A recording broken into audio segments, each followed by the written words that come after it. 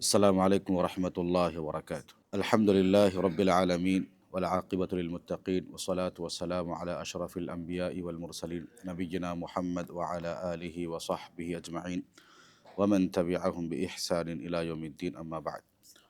عن جابر بن سمرة رضی اللہ عنہ قال قال رسول اللہ صلی اللہ علیہ وسلم ألا تصفون كما تصف الملائكة عند ربها عز وجل فقلنا يا رسول الله وكيف تصف الملائكة عند ربها قال يتمون الصفوف الأول ويتراصون في الصف أخرجه مسلم۔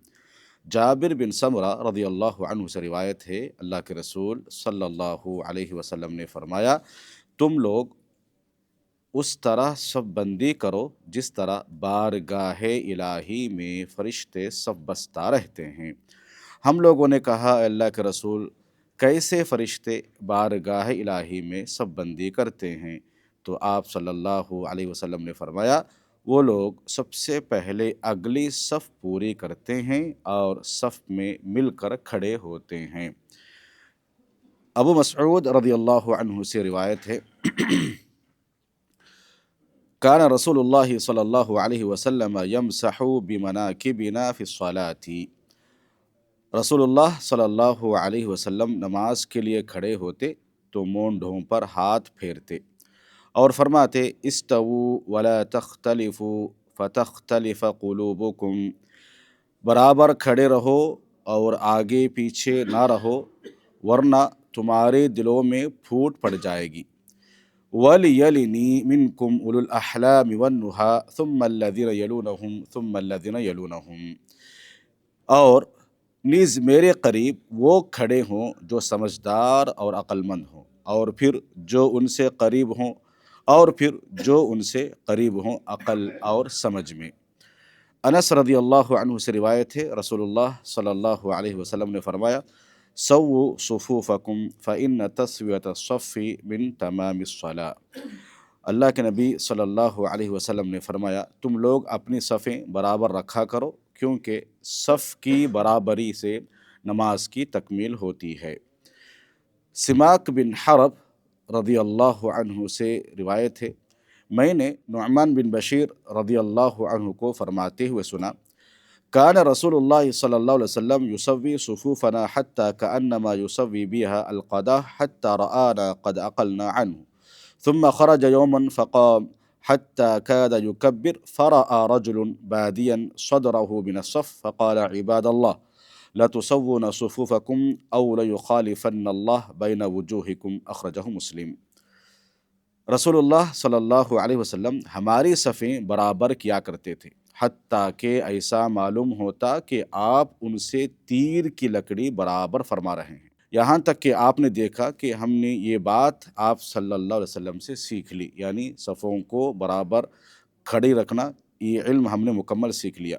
پھر آپ صلی اللہ علیہ وسلم نماز کے لیے کھڑے ہوئے، آپ تکبیر تحریمہ کہنے ہی والے تھے، اتنے میں آپ نے ایک آدمی کو دیکھا جس کا سینہ صف سے باہر نکلا ہوا تھا، تو آپ صلی اللہ علیہ وسلم نے فرمایا، اے اللہ کے بندو، تم لوگ ضرور بالضرور اپنی صفیں برابر کر لو، ورنہ اللہ تعالیٰ تمہارے چہروں میں مخالفت ڈال دے گا۔ انس رضی اللہ عنہ سے روایت ہے، رسول اللہ صلی اللہ علیہ وسلم نے فرمایا، اقیموا صفوفکم فانی اراکم من وراء ظہری وکان احدنا یلزق منکبہ بمنکب صاحبہ وقدمہ بقدم، اخرجہ البخاری۔ صفیں برابر کر لو، میں تمہیں اپنے پیچھے سے بھی دیکھتا رہتا ہوں، اور ہم میں سے ہر شخص اپنا مونڈھے سے اور دوسرے ساتھی کا مونڈھا اور اپنے قدم سے دوسرے ساتھی کا قدم ملا کر کھڑے ہو جاتا تھا۔ دیکھیے میرے بھائیوں، احادیث کے اندر صفوں کی برابری کی، صف کی درستگی کی بڑی اہمیت آئی ہے۔ ہم نے لگ بھگ 6-7 احادیث صفوں کی درستگی کے بارے میں سنی ہے۔ یہ صفوں کی درستگی نماز کی درستگی ہے۔ اللہ کے نبی صلی اللہ علیہ وسلم باقاعدہ طور پر صفوں کی درستگی میں تاکیدی حکم کرتے تھے، اور ہم نے ابھی حدیث میں سنا کہ ایک اللہ کے نبی صلی اللہ علیہ وسلم نماز پڑھانے کے لیے جا رہے تھے، ایک آدمی کا صرف سینہ جو ہے صف سے باہر نکلا ہوا تھا، اور اللہ کے نبی صلی اللہ علیہ وسلم نے کیا کہا کہ صف کو درست کر لو، ورنہ تمہارے چہروں کو اللہ تعالیٰ مخالفت میں ڈال دے گا، تمہارے درمیان پھوٹ کو ڈال دے گا۔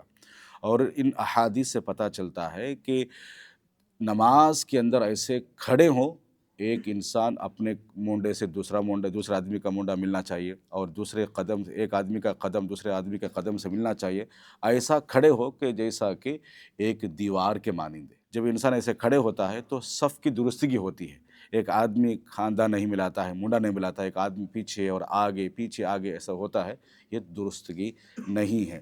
تو احادیث سے پتہ چلتا ہے کہ اللہ کے نبی صلی اللہ علیہ وسلم نے بہت زیادہ صفوں کی درستگی پر باتیں بتائی ہیں، اور صحابہ اکرام کو سیکھنا پڑا، اور صحابہ اکرام سیکھ لیے صفوں کی درستگی کیسی ہوتی ہے۔ اور باقاعدہ اللہ کے نبی صلی اللہ علیہ وسلم سے سوال کیا گیا کہ کیسے صف بنتے ہیں فرشتے، تو اللہ کے نبی نے کیا کہا، پہلی صف کو مکمل کرتے ہیں، پھر بعد میں کیا ہے، اللہ کے نبی صلی اللہ علیہ وسلم نے کہا کہ دوسری صف کو مکمل کرتے ہیں۔ اور ان احادیث سے پتہ چلا کہ اللہ کے نبی صلی اللہ علیہ وسلم نے کہا کہ میرے قریب وہ لوگ رہیں جو سمجھدار ہو اور عقل مند ہو، پھر ان کے بعد جو سمجھدار عقل مند میں جو ہے وہ لوگ کھڑے ہوتے رہیں۔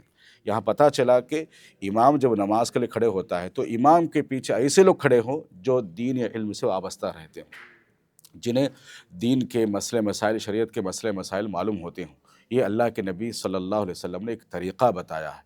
تو پتہ چلا کہ نماز کے اندر نماز ہی نہیں بلکہ صفوں کی درستگی کی بھی بڑی اہمیت ہے۔ اللہ رب العالمین سے دعا ہے کہ رب العالمین مجھے اور آپ کو کہیں سنی باتوں پر عمل پیرا ہونے کی توفیق عطا فرمائے، اور نمازوں میں صفوں کی درستگی کی بڑی اہمیت ہے، اس کا اہتمام کرتے ہوئے نمازوں کو ادا کرنے کی توفیق عطا فرمائے۔ آمین۔ السلام علیکم ورحمۃ اللہ وبرکاتہ۔